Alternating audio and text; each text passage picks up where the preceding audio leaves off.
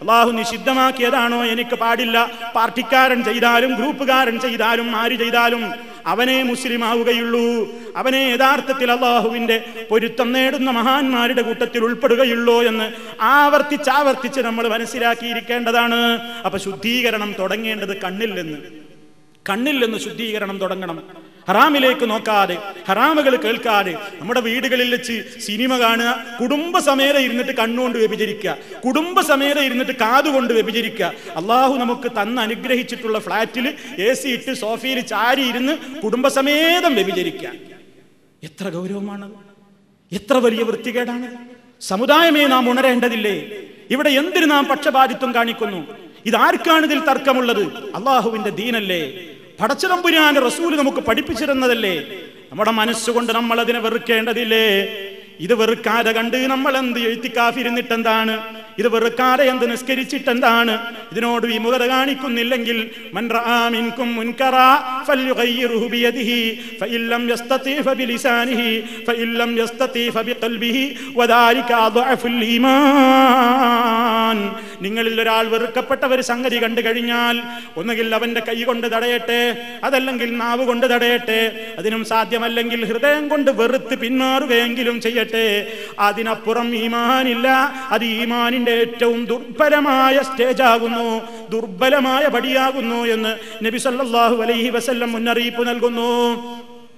അതുകൊണ്ട് സഹോദരി, നാം ഈ മാസത്തിൽ ഒരു പ്രതിജ്ഞ എടുക്കുക. റബ്ബേ, നിന്റെ പുണ്യത്തെ പ്രതീക്ഷിച്ചുകൊണ്ട് നിന്റെ പരിപാവനമായ മാസത്തിൽ നിന്റെ പാപമോചനത്തിന് വേണ്ടി തേടിക്കൊണ്ടിരിക്കുന്നവരാണ് ഞങ്ങൾ. അർഹതപ്പെട്ടതല്ലാത്തത് കാണാനുള്ള ഒരവസ്ഥ ഇനി എനിക്കുണ്ടാവുകയില്ല നാഥാ, ഞാൻ അതിനു വേണ്ട നിയന്ത്രണങ്ങൾ ഏർപ്പെടുത്തുന്നതാണ് എന്ന ഒരു തീരുമാനമെടുക്കാൻ വൈകിക്കൂടാ സഹോദരന്മാരെ, വൈകിക്കൂടാ. സംഗീതത്തിന്റെ ലോകമാണ്, ഞാൻ നേരത്തെ പറഞ്ഞില്ലേ, സിനിമയും സീരിയലും ദൃശ്യലോകത്ത് ഏറ്റവും കൂടുതൽ ആടിത്തിവർക്കുമ്പോൾ നമ്മുടെ മൊബൈലുകളിൽ വരെ, അതേപോലെ തന്നെ ഓരോ ഘട്ടങ്ങളിലും നമ്മൾ സംഗീതമാണ് ആസ്വദിച്ചു കൊണ്ടിരിക്കുന്നത്.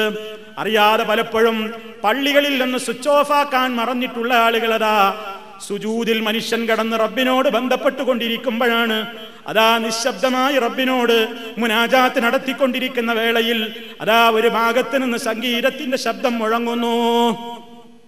അതിലൊക്കെ ഇപ്പൊ എന്താ ഒരു പ്രശ്നം എന്നാ ചില ചങ്ങാതിമാര് ചോദിക്കുന്നത്. എന്താ അതിലൊക്കെ ഒരു പ്രശ്നം എന്നാ ചോദിക്കുന്നത്? സഹോദരാ, പ്രശ്നമുണ്ട് എന്ന് തീരുമാനിക്കാൻ ഞാനോ നിങ്ങളോ അല്ലല്ലോ അത് ചെയ്യേണ്ടത്. അത് തീരുമാനിച്ചത് അള്ളാഹുവിന്റെ റസൂലല്ലേ? അത് തീരുമാനിക്കാൻ അള്ളാഹുവിന്റെ റസൂലിന് പ്രേരണയായത് റബ്ബല്ലേ? അതിന്റെ അടിസ്ഥാനത്തിലാ പറയുന്നത്. നമുക്കത് ഒഴിവാക്കിക്കൂടെ? പാട്ടുകൾ മാപ്പിളപ്പാട്ടാന്ന് പറയാ, ഗാനമേളയാന്ന് പറയാ, എന്നിട്ട് എല്ലാ തോന്നിയാസങ്ങളും ഏതെങ്കിലും ഒരു പെണ്ണിനെ ചുറ്റിപ്പറ്റിയിട്ടാണ് ഗാനങ്ങൾ മുഴുവൻ.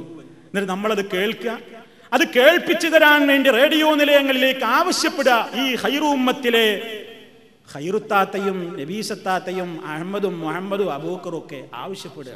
എന്തിന്? അത് കേൾപ്പിച്ചു തരാൻ. എന്താണ് കേൾക്കേണ്ടത്?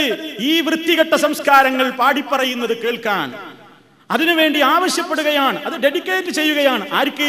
സക്കറാത്തിൽ കിടക്കുന്ന ബാപ്പാക്കാ ഡെഡിക്കേറ്റ് ചെയ്യുന്നത്. കേൾക്കാൻ നാട്ടിലുള്ള ബാപ്പാക്ക് ഡെഡിക്കേറ്റ് ചെയ്യാണ്. എന്ത്? കൽബാണ് ഫാത്തിമ എന്നുള്ള പാട്ട്. വൃത്തികെട്ട ഈ സംസ്കാരത്തിൽ നിന്ന് ഈ സമുദായം എന്നാണ് മോചനം നേടുക? ജനാസ സന്ദർശിക്കാൻ വേണ്ടി പോകുന്നവൻ ജനാസ കാണുന്ന നേരത്ത് പെട്ടെന്ന് അവന്റെ മൊബൈലിൽ നിന്ന്